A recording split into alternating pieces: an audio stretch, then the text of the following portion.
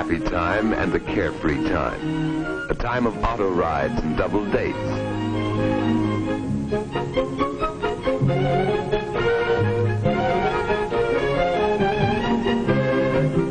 It's a time of fun, of pranks and jokes, of ice cream cones and chocolate sodas.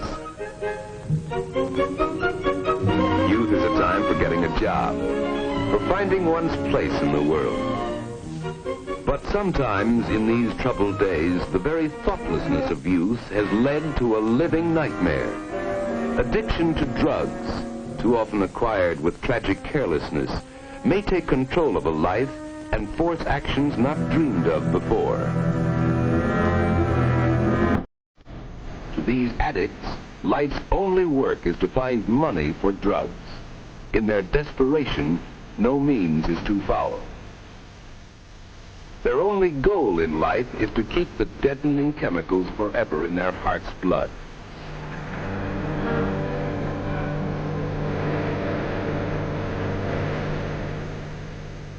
The cause of this living death is a white powder, innocent looking, but deadly.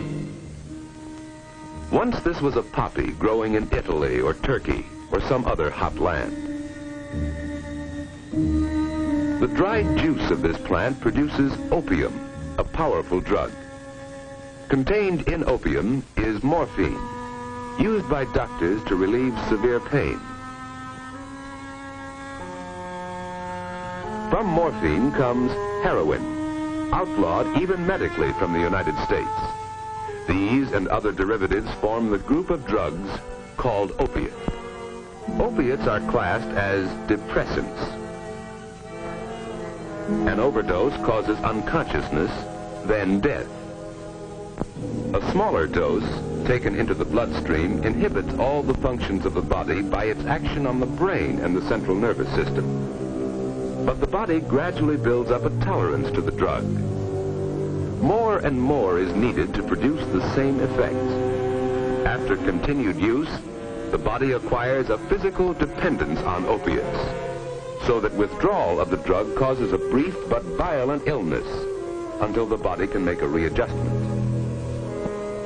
Another depressant is marijuana, derived from the hemp plant. It inhibits and distorts the action of the brain and nervous system in a manner somewhat different from opiates. A third drug, cocaine, is derived from the leaves of the coca plant. Its action is different from that of the depressants. When cocaine enters the body, it has a strong effect on body functions by acting as an irritant on the brain. Cocaine causes unusual and often unpredictable feelings and actions. Instead of physical dependence, marijuana and cocaine cause profound mental and emotional disturbances.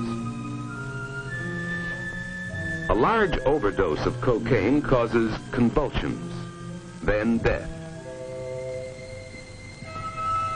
Government agencies charged with the enforcement of narcotics laws have been able until recently to decrease steadily the number of addicts in the United States. These addicts have included persons in every walk of life. Some are petty criminals who will remain drug addicts all their lives. Many addicts come from teeming slum areas where human misery runs high. But the grim specters of heroin, marijuana, and cocaine are not confined to any area or to any group. Wherever there is a troubled personality, no matter how hidden or unrecognized, there may be a seedbed for drug addiction. So unpredictable is this habit that occasionally even one who knows the dangers may become addicted before he realizes it.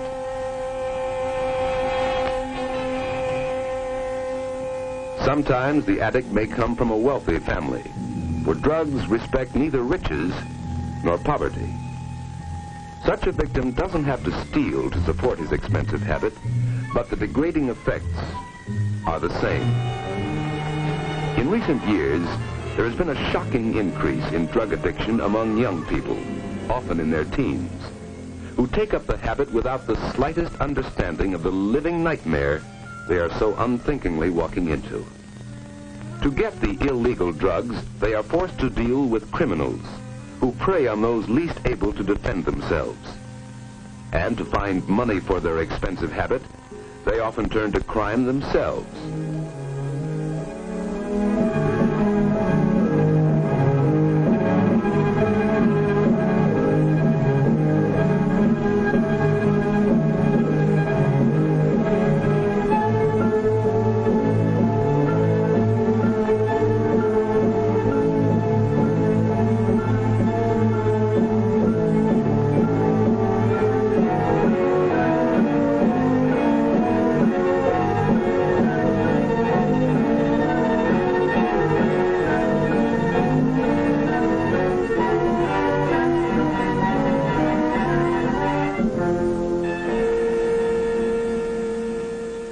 Down under his foot, and I found this envelope with 6 caps in it.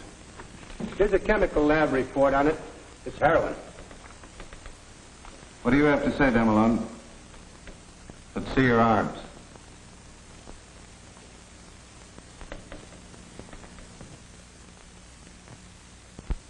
How long have you been taking heroin? Well, Speak up. About 2 years, I guess. What about before then? Well, I smoked marijuana for a while. How long? 4 or 5 months, I guess. How did you get started on this? Well, I don't know. A friend of mine, well, he started me. Started by a friend. An oft-told story. For drug addiction is contagious. One addict can make 5. 5 can make 25. Marty's story is like many of the others. It started 2 years ago with marijuana cigarettes. Come on, it's my turn next. Gee, Duke, where'd you get him? I know a guy. 3 for $1. Let me try. Gee, I feel awful funny. Me too. I feel kind of sick. Come on, Marty, pass it on. Marty got kind of sick too, but he wouldn't let on. He was determined to be one of the gang if it killed him. And it almost did. Several weeks later, after smoking reefers, Marty's befogged brain hit on a clever way to open pop bottles.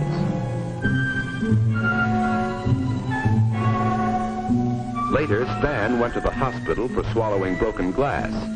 Marty badly cut the inside of his mouth, though he didn't even know it at the time. Duke was the one who got Marty on the habit. It was just a business matter to Duke, though Marty didn't find it out till later. Hey, Marty. Here. Looky here. What's that? H. H? What's H? That's a lot. It's heroin. Will it make me sick like the reefers did? Go on and try it. I dare you. How much does it cost? This one ain't gonna cost you nothing. It's free. Go on. I dare you. In his ignorance, Marty took that dare, little knowing the eventual horror that lay in the deadly white powder. Those first capsules were free. But when Marty started asking for them, the price came high. $1.50 apiece. That's right, kid. $15. This ought to hold me for a while. I hooked my camera to get this dough. Where's my cut? You don't get one. This kid's hooked. Go out and get some new kids if you want to cut. Well, he's still snorting it. So what? Snorting or mainlining, what's the difference? He's hooked. Hey, look, Louie, I gotta have my cut. It's costing me more than ever now that I'm on speedballs. That cocaine comes high. That's your problem, kid. So, you're snorting it, huh? Yeah. Well, don't be a sucker. You're wasting it that way. Use a needle. Is that what you do, Louie? Listen, kid, I ain't on the stuff. Don't ever think I am. Yeah, sure. Like I'm doing it, see? Mainlining it. Don't it hurt? Yeah, sure, some. I guess that vein will give out someday. But the stuff costs too much to waste it.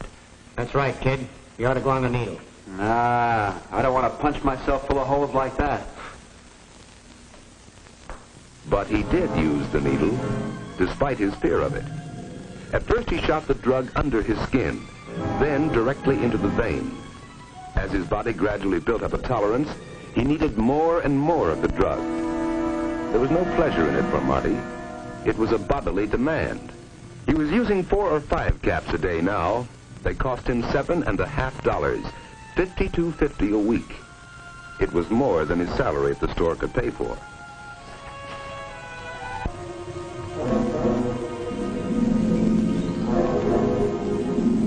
But he was wrong.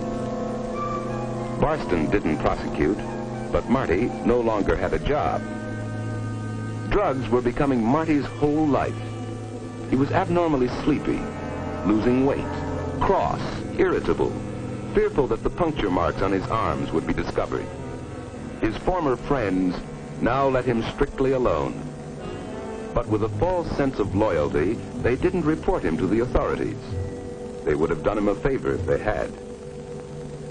The only associates left from Marty were other drug addicts like Duke. It didn't matter. Nothing mattered but the ever-present craving for the drugs. He had given up interest in everything else. Marty's family saw all of these symptoms and others too, but didn't understand them. Often in the morning, his pillow would be wet from perspiration. His mother knew something was wrong. Something. Marty, have you seen the pinking shears I bought last week? Can't seem to find them anywhere. How should I know, Mom? Marty, you don't seem right, son. I'm worried about you. I'm all right, Mom. Just leave me alone. There's something wrong. I'm going to take you down to Dr. Bleeker's this afternoon for a checkup. No. No, I'm all right. Well, you don't act like it, son. I don't know what it could be. Ever since you lost that job at Mr. Barston. I don't know. I'm all right, Mom. I'll snap out of it. I hope so. You've lost weight. You don't have dates. You don't go out with the fellas anymore like you used to. There's something wrong. I know there must be. Well, boys go through all kinds of stages. Dr. Bleeker can tell us if there's anything wrong. I hope it isn't anything serious. Marty! Marty! Marty was hooked, physically dependent on heroin. When he was without white powder too long, his whole body revolted in dreadful protest. Sweat poured from him. He got the shakes. He had cold chills. His nose ran and his eyes ran. He was doubled up by piercing cramps, plagued by sudden attacks of vomiting and of diarrhea. Nothing could stop these attacks but more of the white drug in his veins. All right, kid. Beat it. I don't want you hanging around here. Okay. Give me a chance.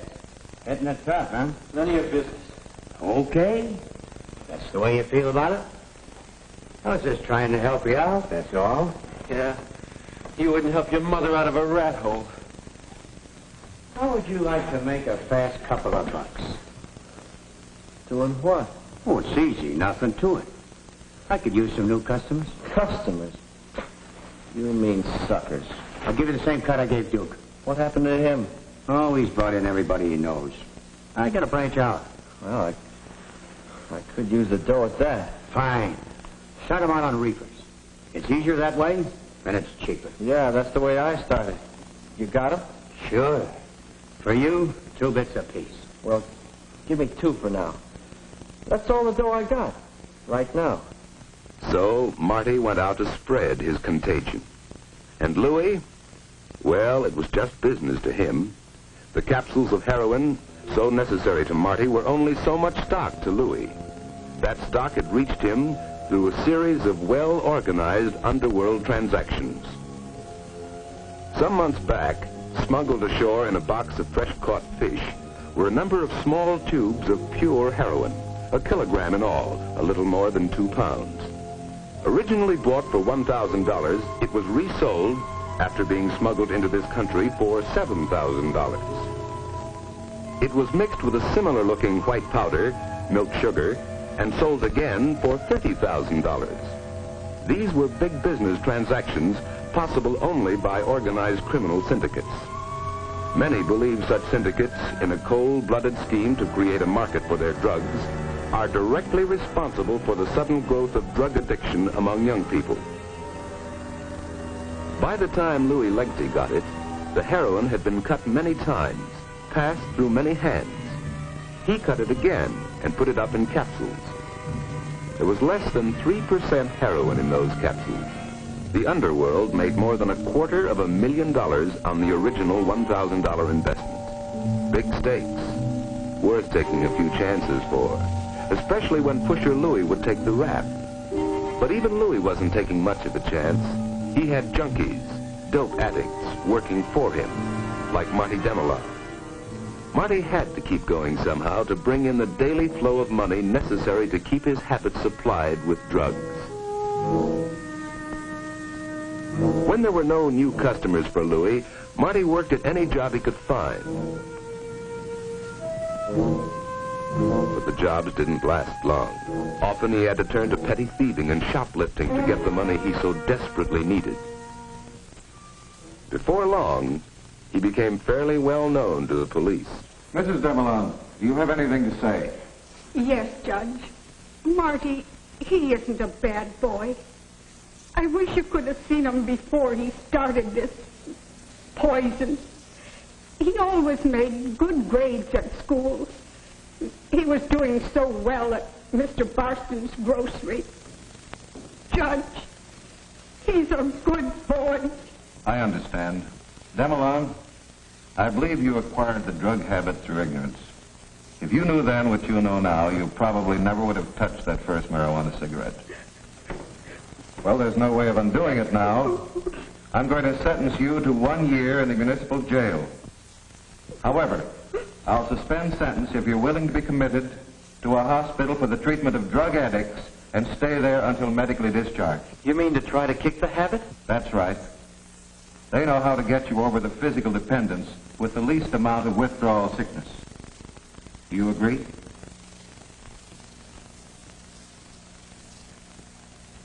Yes, sir.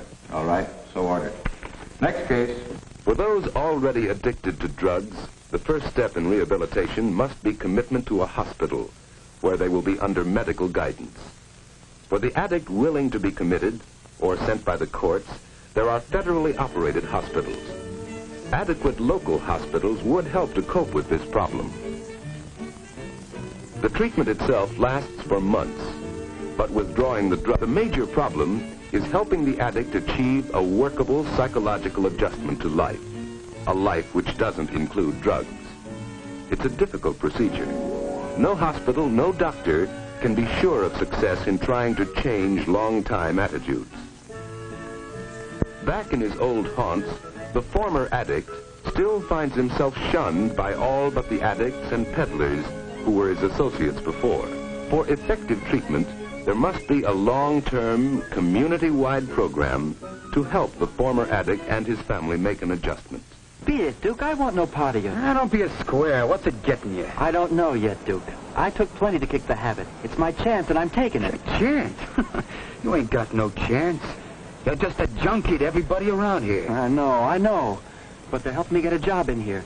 And they went to see Ma. And the doc says that if Doc says? What does he know? Listen, I'm telling you. No, cut it. Against such pressures, local outpatient clinics, social agencies, the church, all are needed if drug addicts are to adjust to a new life.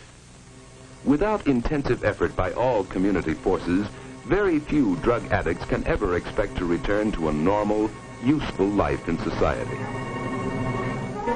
It is important in the overall problem of drug addiction to do everything possible to stop the sale of the drugs. One step would be to increase the staff of enforcement agencies, not only federal, but state and municipal agencies too. Criminal syndicates might give up drug traffic entirely if nationwide laws provided for stringent penalties to counteract the tremendous profits, and if these laws were energetically enforced. Certainly such laws would restrict the actions of non-addict peddlers like Louie Legty and make it harder for him to reach his victims. Basic to everything else is a wider knowledge, especially among young people, of the grave danger involved in any kind of experimentation with drugs. They should understand the thoughtless curiosity about what it feels like to smoke marijuana or take a shot of heroin can lead to a lifetime of pain and torment, constantly faced by the horror of being without drugs. Much can be done to stamp out this vicious, if each person who knows of a drug peddler or a drug addict reports him to the authorities immediately as a deadly menace to himself and his friends. For every person must take some of the responsibility for preventing the growth of drug addiction. He must face the possibility that he himself may be a potential drug addict. Only by avoiding these drugs completely can he be sure that he will remain forever safe from a vicious habit which enslaves not only one's body, but the soul as well.